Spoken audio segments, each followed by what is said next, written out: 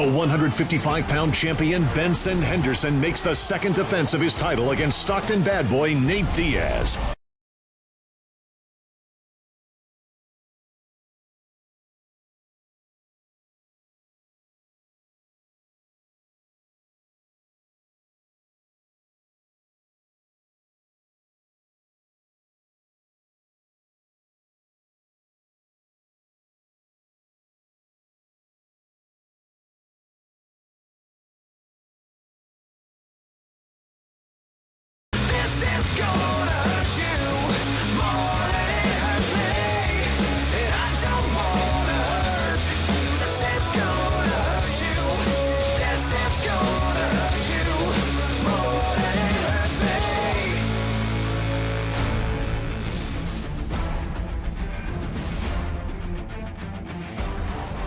They are the stars of the show, the champion and the #1 contender. Saturday night, UFC lightweight king Benson Henderson puts his title on the line for a second time. His opponent, Nate Diaz, perfect since returning to 155 pounds.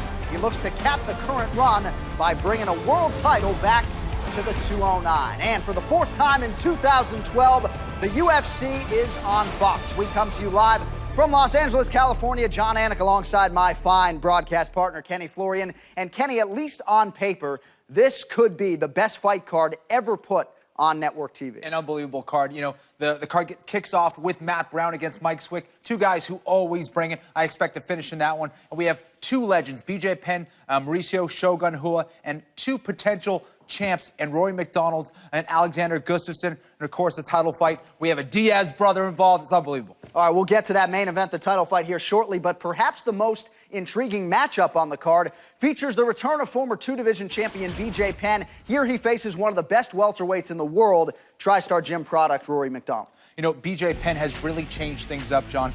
He stayed in Hawaii for his training camp. He brought in an unbelievable amount of training partners.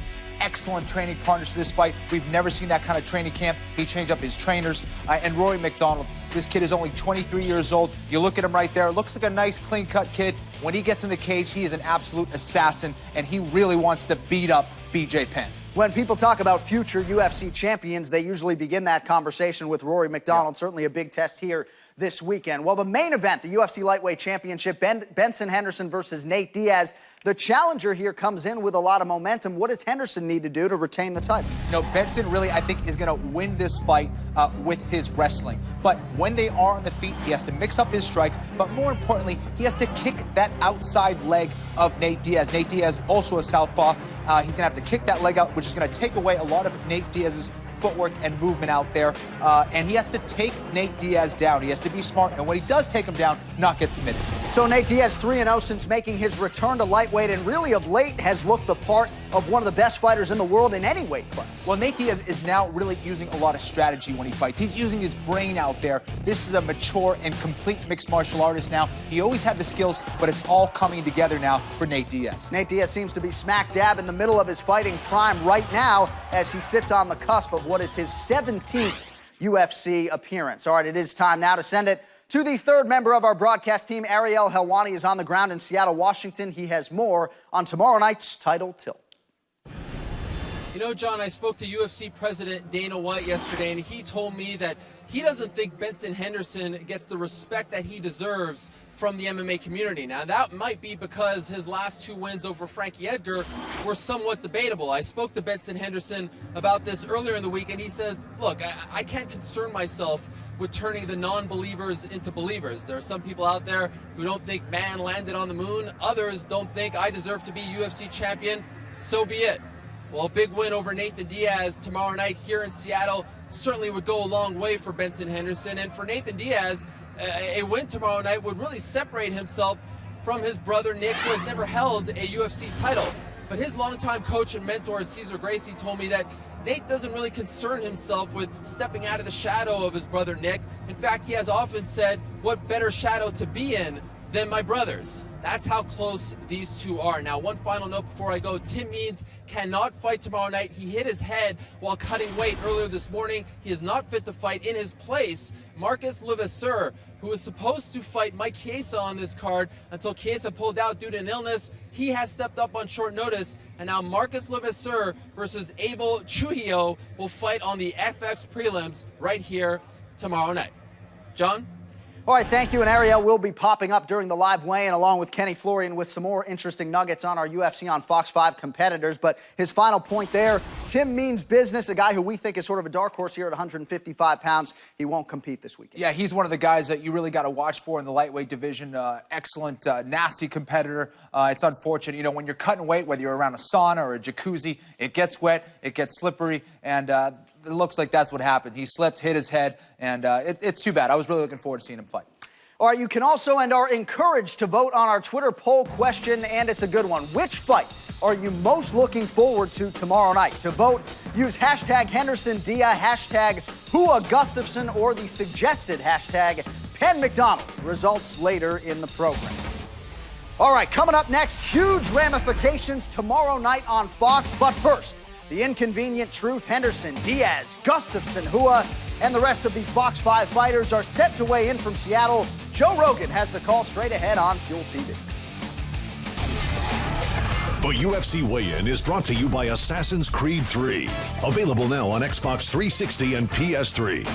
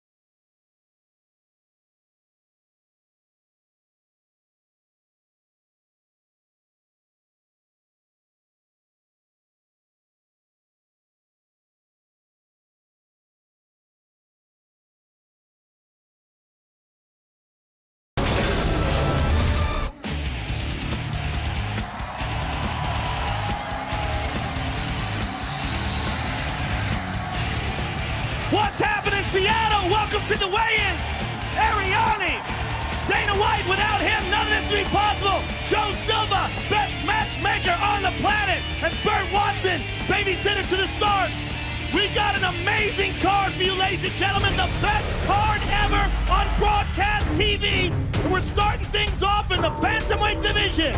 Scott Jorgensen versus John Albert.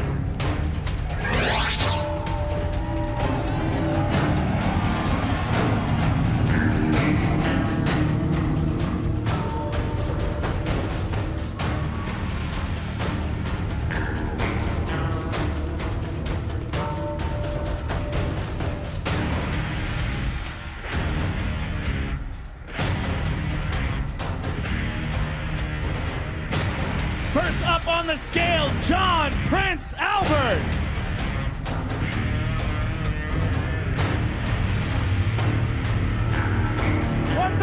Even. 136. And his opponent, Scott Young Guns Jorgensen.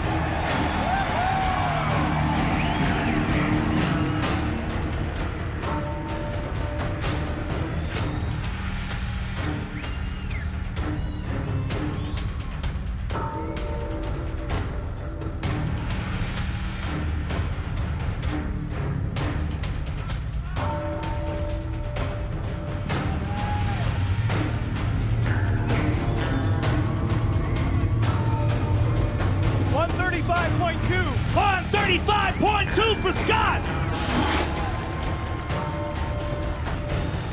First fight of the night, ladies and gentlemen, John Albert and Scott Jorgensen. Next up, live on FX in the featherweight division, Dennis Seaver versus Nam Fan.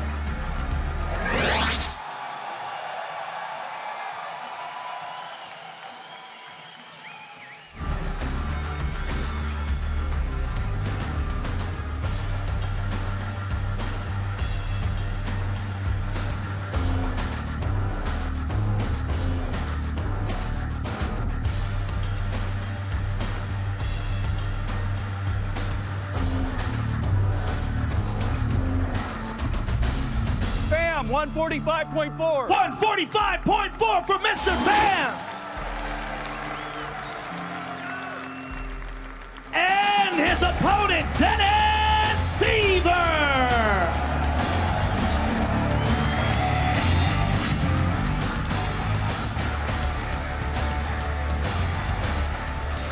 Dennis Seaver, since going down to the 145-pound division, has been undefeated.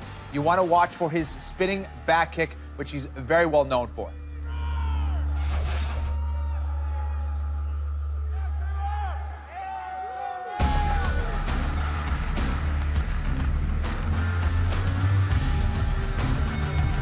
Seaver, 146.2. 146.2 for Mr. Seaver. Gotta lose the .2. This is Ariani's favorite part, because he's gonna get naked.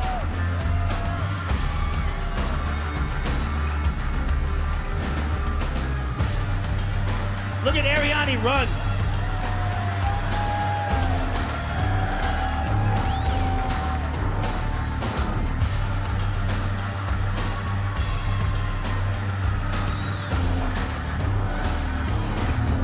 .146 even. 146 even. There we go, ladies and gentlemen.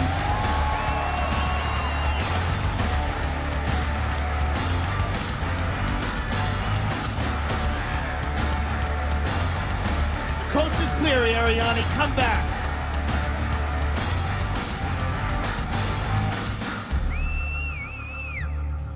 That's a hell of a fight, ladies and gentlemen. Nam Fan and Dennis Seaver. Next up in the lightweight division, Marcus Levasseur versus Abel Trujillo.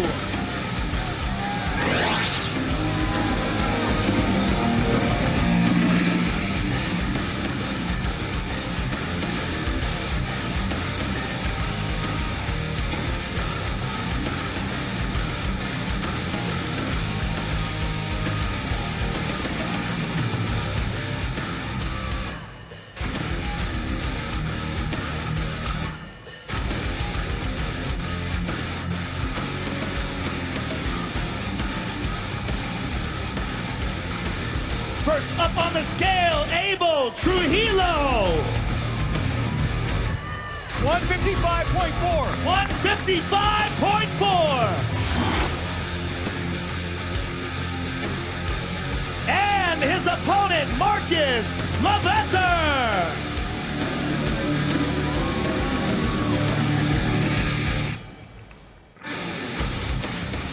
Marcus Levasseur went a perfect 155-0 as a collegiate wrestler at Augsburg College. In fact, after his last loss in high school, he had an unbeaten streak of 296-0.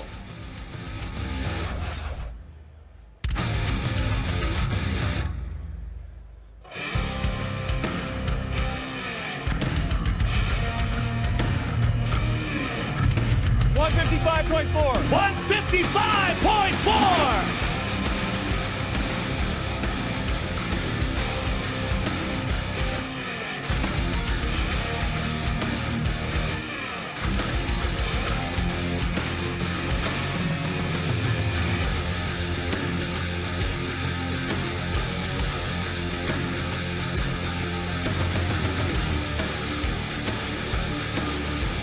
There we go, ladies and gentlemen, Abel Trujillo and Marcus LeVesser.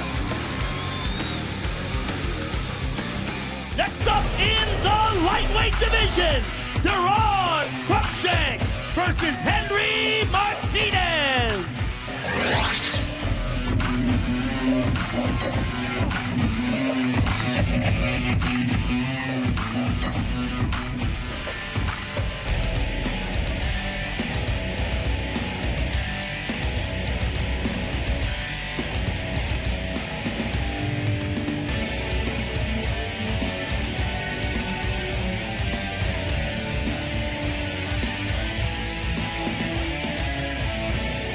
First up on the scale, Henry Martinez.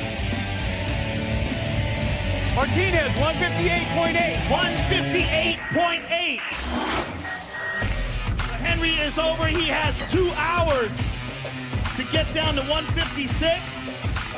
And his opponent, Deron Cruikshank.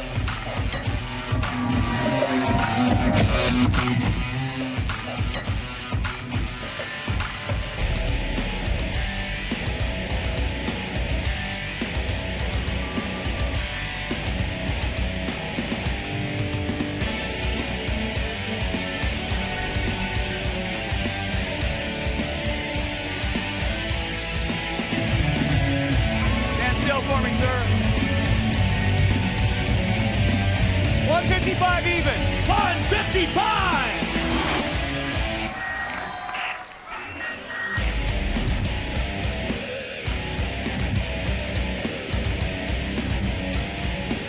Henry Martinez and Deron Cruikshank. Next up in the lightweight division, Ramsey Najim versus Joe Proctor.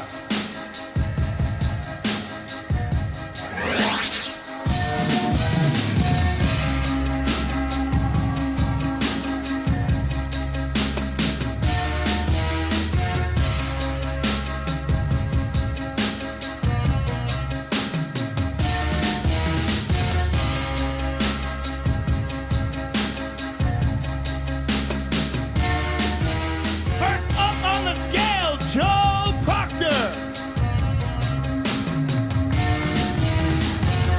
154.6. 154.6. And his opponent, Ramsey Najim.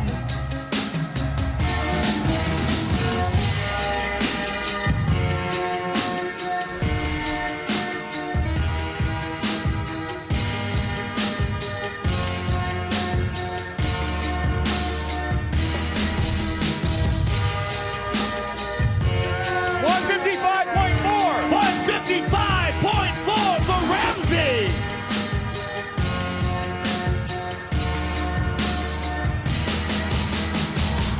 Joe Proctor and Ramsey Najim, ladies and gentlemen. Next up in the bantamweight division, Rafael Asuncao versus Mike the Hulk Easton.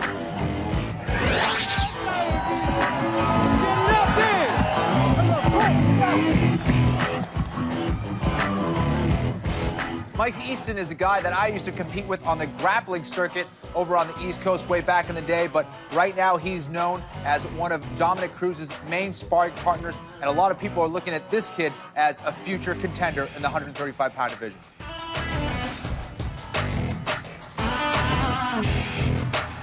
All right, stand still up there, young man. 135.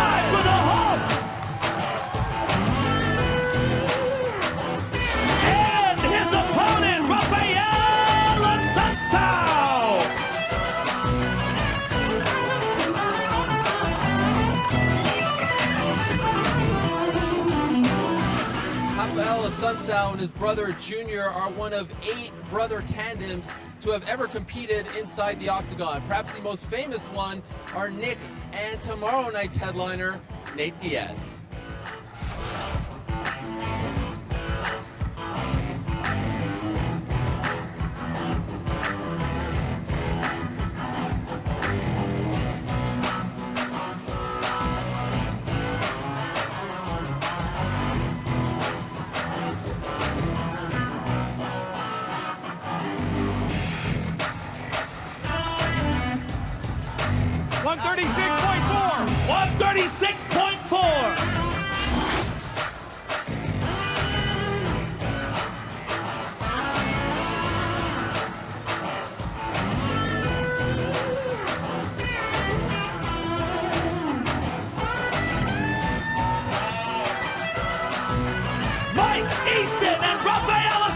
Ladies and gentlemen,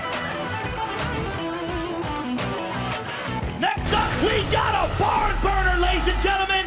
Eve Edwards versus Jeremy Little Heathen Stevens.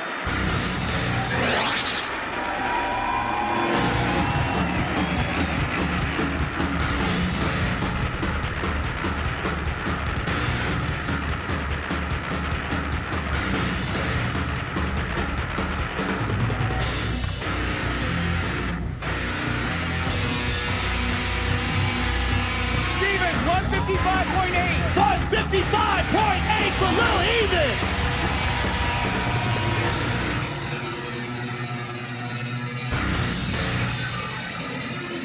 And his opponent, Eve Edwards.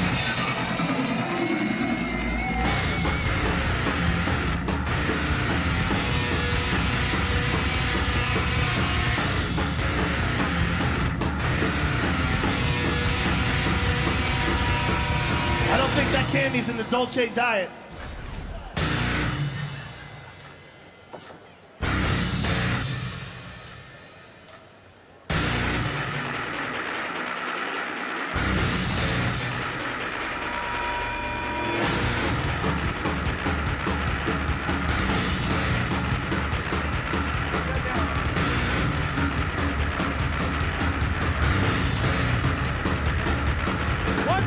Even. 155 for the Thumb Jitsu Master.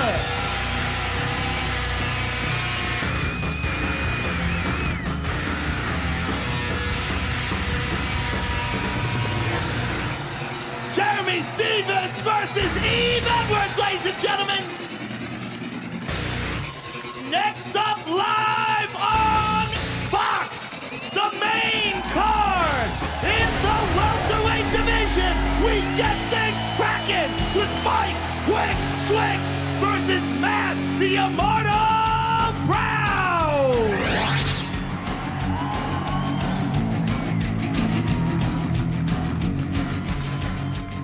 Matt Brown's motivation going into tomorrow night, making Mike Swick regret not replying to a MySpace message he sent him back when Mike Swick was a member of the Ultimate Fighter 1.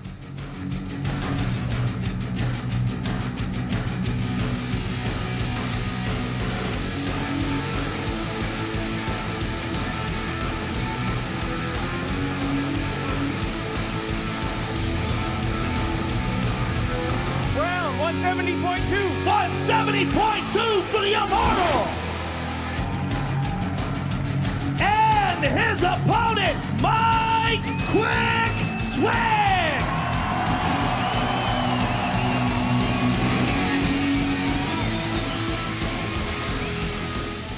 I was on the first season of The Ultimate Fighter with Mike Swick when he was competing at 205 pounds. Now he's competing at 170 pounds. His last fight against Marcus Johnson, he said, was to determine whether he still belonged in the UFC.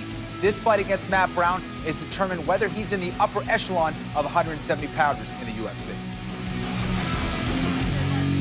Their forming's a little wobbly.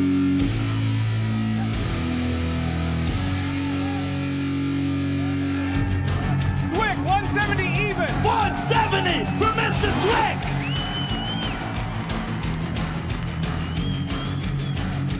That, my friends, is an outstanding way to start off the Fox card. Matt the Immortal Brown and Mike Quick Swick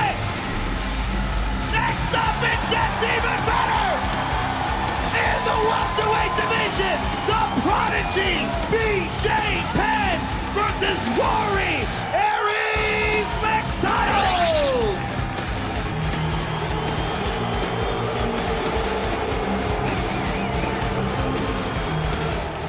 Rory McDonald, at 23 years of age, is already one of the top 170 pounders in the world. I had an opportunity to speak to some of his trainers over in Montreal at TriStar, where he was a training partner of mine, and they said that this is the best Rory McDonald they have ever seen.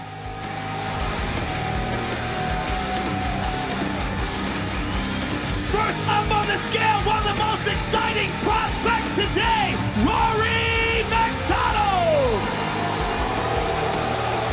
170.2. 170.2.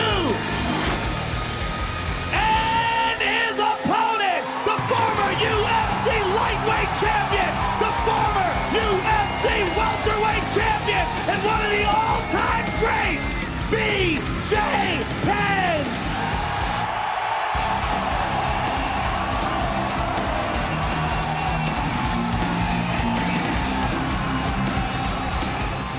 The legendary BJ Penn is just 2-4-1 as a UFC welterweight, but he has said that we have never seen him like this before at 170 pounds. A big reason for that is he had an extra 2.5 months to prepare for this fight after Rory McDonald injured his eye back in August.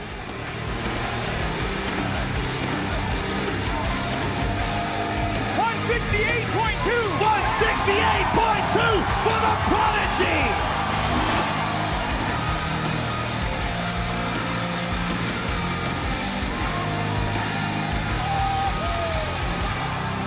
That could be the fight of the night, ladies and gentlemen. Rory McDonald and BJ Penn.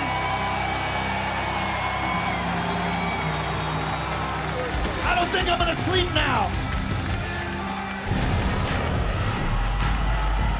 And next up in the light heavyweight division, Mauricio Shogun Hua versus Alexander the Mauler Gustafsson.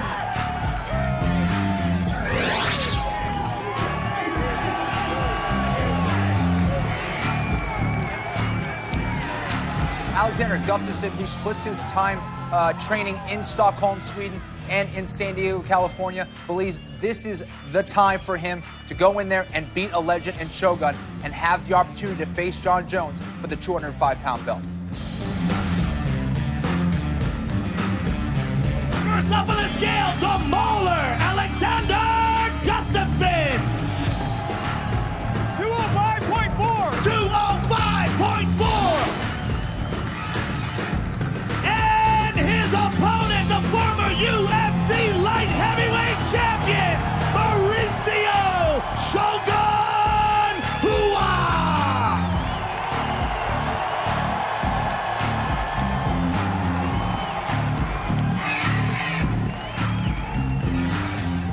Mauricio Shogun Hua is the only fighter to knock out UFC Hall of Famers in consecutive fights.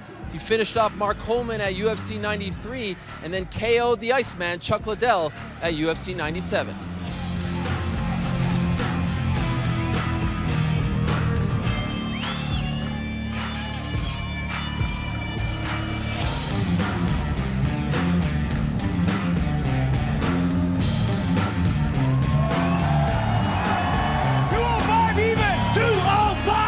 Shogun!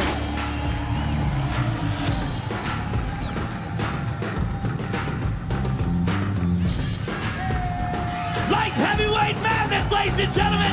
The Mauler versus Shogun! And finally, the main event of the evening! The lightweight championship of the world! Benson Smooth Henderson versus Nate Diaz.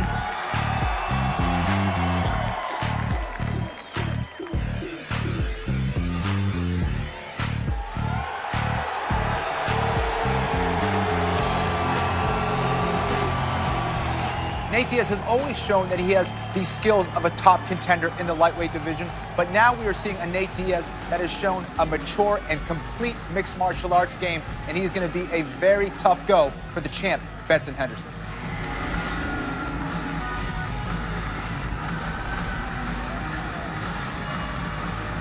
First up on the scale, the challenger, Nate Diaz.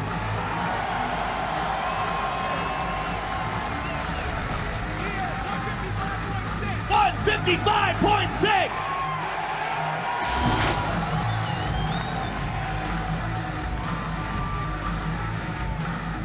And his opponent, the UFC lightweight champion of the world, Benson Smooth Henderson.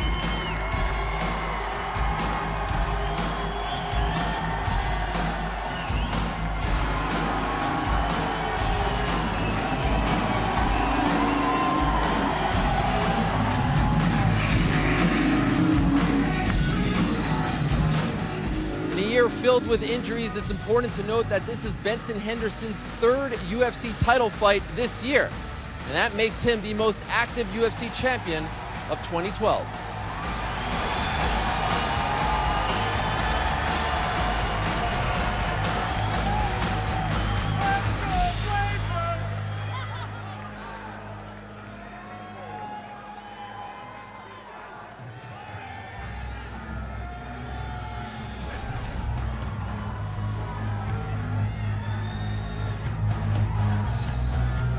$154.6 for the champion.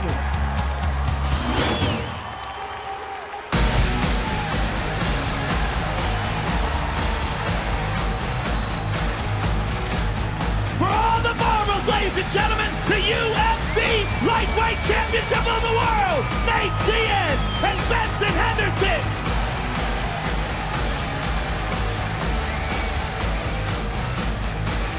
And ladies and gentlemen, if you are watching the UFC weigh-in on Fuel TV, don't change the channel. There's plenty more coverage to come with John Anik, Kenny Florian, and Ariel Helwani. So let's send it back to Los Angeles, California for more.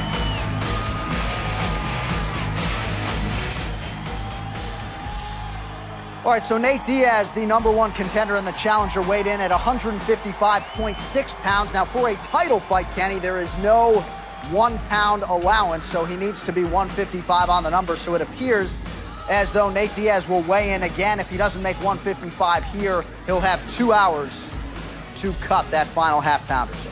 Yeah, exactly. You know, you can see Benson Henderson, the champ, made weight, no problem, was under the 155-pound weight limit.